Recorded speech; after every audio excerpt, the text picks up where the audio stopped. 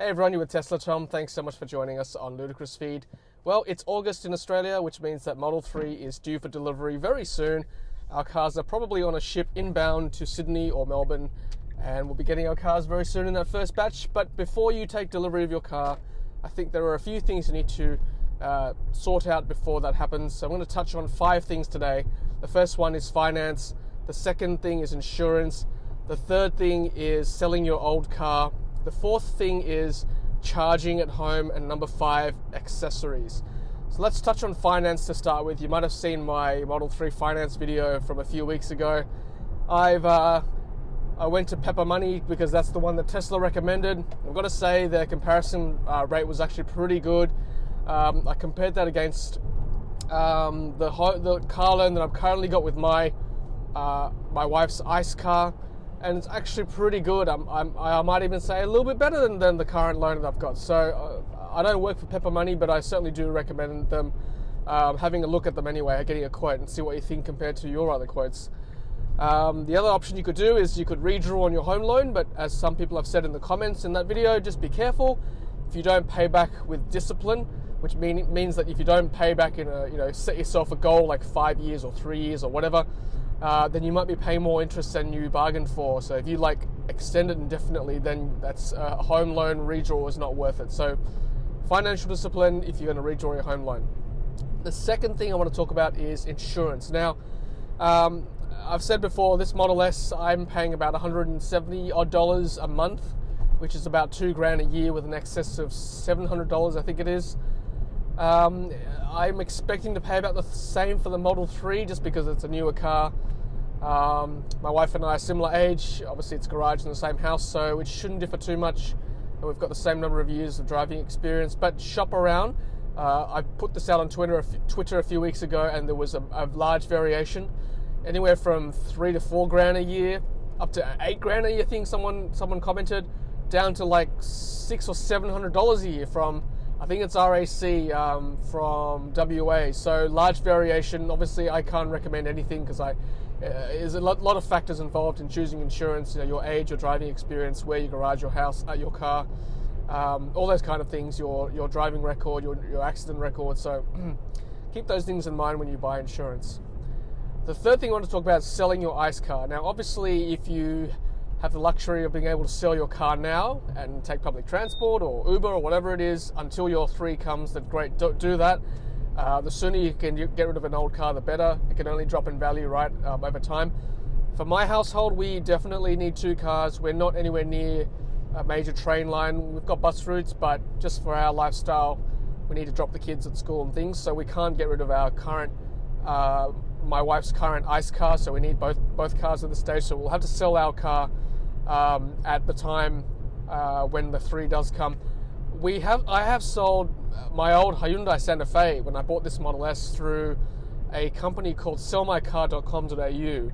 Now, I'm recommending them because I actually use their product, because I guess it's a halfway point between a trade-in, which gets you the worst price, and a private sale, which gives you the most headache because you got to test drive with the potential customers and you get tire kickers, all those kind of things. So it's kind of, I worked out the price was kind of halfway between the two. They're based in Sydney, so if you're in Sydney, check them out, sellmycar.com.au. I think I actually wrote a review on them on some Google review somewhere, so yeah, that's selling your ICE car. Number 4 is charging. So I think, and don't quote me, but I'm pretty sure all Model 3s will come with a high-powered wall connector for your home, which you can install. If you know how to, I recommend getting an electrician. Certainly for myself, I'll be doing that. Actually, I won't be doing that because I've already got one for my Model S. But if you need to install it, get a Sparky, and probably the safest thing to do. Put it in your garage. Make sure there's enough lead to get to your car.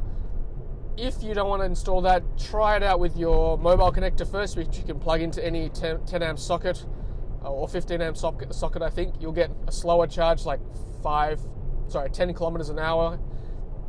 Pretty slow, but at least you'll get a gauge of how much charging you need and how much electricity you'll be paying. So whether it's worth installing the big fast charger. With the faster AC chargers, you'll get a maximum of 11 kilowatts of charging, which is about 60 odd kilometers an hour.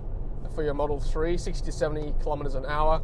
So for the average Australian driving 50 to 60 kilometers in urban travel, I think that's about probably an hour or two at the most of charging every night. So that's charging. And also I would recommend looking on plugshare.com and checking out where the local charges are in your local area, like where the restaurants, shopping centers, and things where you can get a free charge from. Any street charges that might be useful if you're in the shops somewhere doing some shopping. Look at where your nearest supercharges are as well, and there's no way to tell whether they've got CCS2 connected, but check them out. Like for example, I'm in Sydney. I know my nearest charges are in St Leonard's, are in Broadway, one in the Central Coast in Tuggerah, one out west in Bathurst, one down south in Goulburn. So that's your nearest supercharges. So you kind of know which direction to go if you're going on a road trip. Also know where the third-party generic charges are, like an RMA, ChargeFox. Find out where they are as well, because they're certainly growing in number. And the last thing I want to talk about is accessories. And I guess with this one, have fun. Go nuts. There are so many options out there for Model 3 now because they've been on the market in the US for about 3 years. I certainly would recommend getting something like this. This is a wireless induction charging pad. I will say that I got this from TapTez, which is, they kindly provided this for me to try out. Not an endorsement as such, but an endorsement for a wireless charging pad. So I've been plugging this into my Tesla S, just sitting here. It's useful because you can I've never had a wireless charging pad before, but you stick your phone on and it just charges. It's great. And because I used to have my phone up here on a bracket, it got a bit distracting. So having it down there out of eye level is actually really good, a bit safer. I'm not tempted to touch it, which you shouldn't do anyway in Australia, or certainly anywhere in the world. It's not safe to text and drive or call and drive or play with your phone and drive. So this one's good. There are lots of other companies out there that make them, so check them out. This one doesn't have the landscape mode, so it's only got 2 phones, which you can put in portrait. There are other ones where you can sit horizontally, which makes it in landscape mode. Really handy. It doesn't have any other USB ports in it, so that's all it does. But basic, handy, get one for yourself. Other things, I would get a sunshade, which I'm going to invest in for my wife's Model 3. A sunshade like this, just on Australian sun is pretty bad in summer especially, so keep your vegan leather or your panels and the electronics safe from the sun's damage. There are Model S and X cars out there with yellow stripes on the center dash. Doesn't look good. I think that's from sun damage, I've heard, so keep the screen in good shape. Get a sun protector. Alright guys, well that's the 5 things I wanted to cover today. Finance, insurance, selling your car, charging and accessories. Good luck with your Model 3 delivery. I cannot wait. It's so close. I can feel it coming into Sydney. I'm actually been invited to a test drive next week for the Model 3, so stay tuned for that. I'm really excited, and I'll certainly be putting this on the channel if I'm allowed to, obviously, if Tesla will allow me to do that. Otherwise, thank you for using my referral.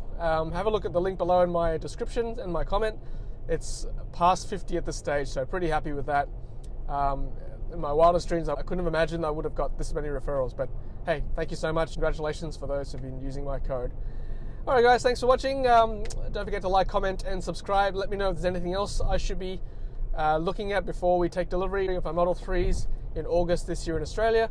Otherwise, take care. Thanks for supporting Ludicrous Feed, and as always, happy charging. Thanks for watching, and don't forget to subscribe to Ludicrous Feed to stay up to date with our latest videos.